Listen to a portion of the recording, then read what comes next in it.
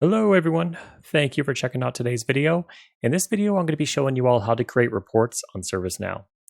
Now, there's a few different ways that you can access the reporting on ServiceNow, but the way that I'll be showing you is you want to head over to the All Applications menu, and you're going to want to type in View/Run. And when you do that, you'll have this option here underneath the Reports header.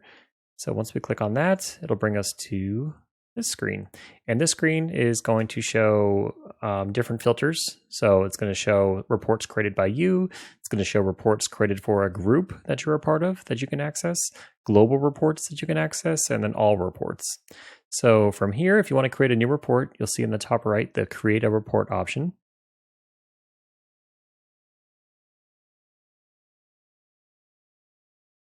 And it's going to take a second to load here, apparently. There we go. All right, so first things first, once we head over here to the report name, that's going to be whatever is appropriate for your report name. You can keep this as an internal name if you would like, because when you get over to the Style tab, you can actually set a display name for your report. So it doesn't have to make sense to anyone but you or the others that are accessing the report. So let's just put priority. Actually, let's do this. Let's do incidents for the software team. All right, and data source. Data source is a predefined set of data that you have created or is already available on your instance. But what we're doing is we're just going off a table. So we're going to go ahead and select the incident table, which is extended from the task table. There we go. So we have that selected. Then once we hit next, these are the different options available to us for how we want our report to be viewed. So right now it's in the list view and does that by default. But you see you have all sorts of different options here. You have bar graphs, histograms, horizontal bars, Pareto charts or graphs. So you can kind of just pick what's relevant for you. And what we could do is we can actually leave it here as a list view, just because just kind of trying to give you guys the basics here, but I'm sure you'll be able to find an option here that suits what you're trying to create, what suits the report that you're trying to create. Okay, next up is the configure. So what you can do from here is you can configure the columns. So the columns are up here: number, open, short description, color, etc. So if you wanted to, you could go in here and you can adjust it, and it's like any other slush bucket. So you can either double click to remove it, or you can highlight an option and remove it just by clicking the arrow, and it works and vice versa from the available side. And then if you want to move the order, you just select up and down. Okay, so assignment group, we do want to keep that. May have gotten rid of it, right? Because we got rid of that. Let me add it back. Assignment group and assign to, we'll keep those there. Okay, and group by. So if we wanted to, we could group by one of these options. So we could group by short description, which may not be the best idea because you see there's a couple of these here that have YouTube tutorial, but most likely these short descriptions aren't going to perfectly align, so they're not going to necessarily group together. But you could group by off like the caller, the priority, the state. Those would be, most likely those would repeat a lot more so than a short description would. Okay, so what we're going to do now is, actually we don't even need a group because we're only looking for one group here. So once you get over here to your conditions, these are the conditions you want to set for your report. So right now it's pulling all of the incidents. Right now, all of them, all the active, all the inactive. So you need to set some parameters so that you're not pulling in all the data. You just want to pull in the data that's relevant for your report. So what we're doing is we're going to select active as true. So those are the reports that are still open. And we'll hit an and condition. It's because we want both of these conditions to be true.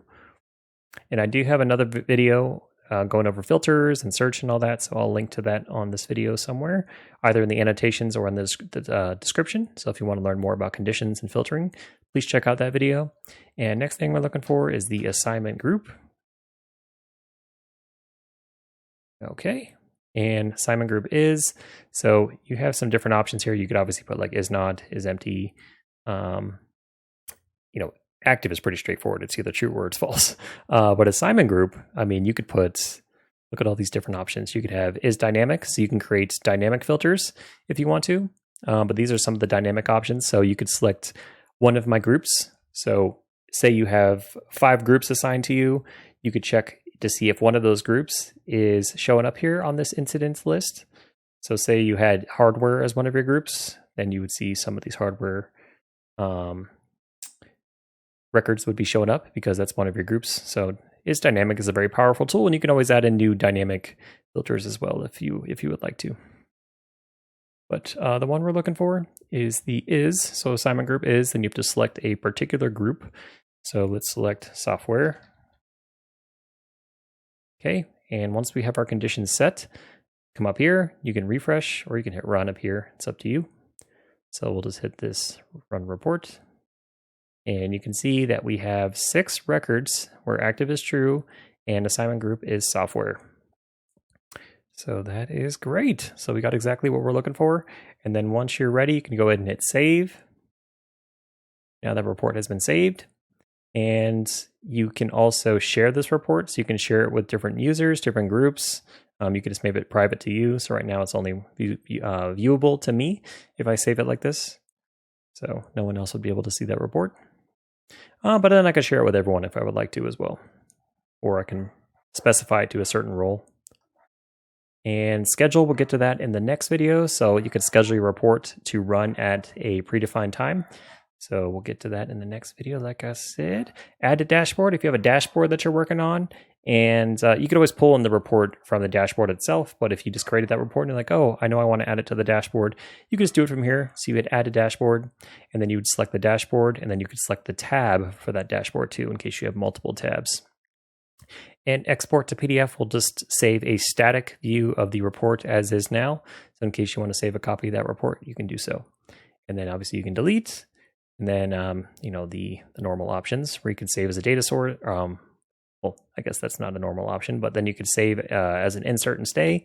So say you make some changes to this report. Say you want to change it to a bar graph. Then you could actually save it as a bar graph. Using insert and stay, so then you can have 2 different reports. So you could have like the initial list view one like this, then you can maybe add a dash and say, bar. Where's my keyboard? Keyboard's kind of far from me right now, sorry. All right, and then you could have the bar graph option here. So it's pretty easy to save multiple versions of your reports. You're not having to go through and recreate everything all over again.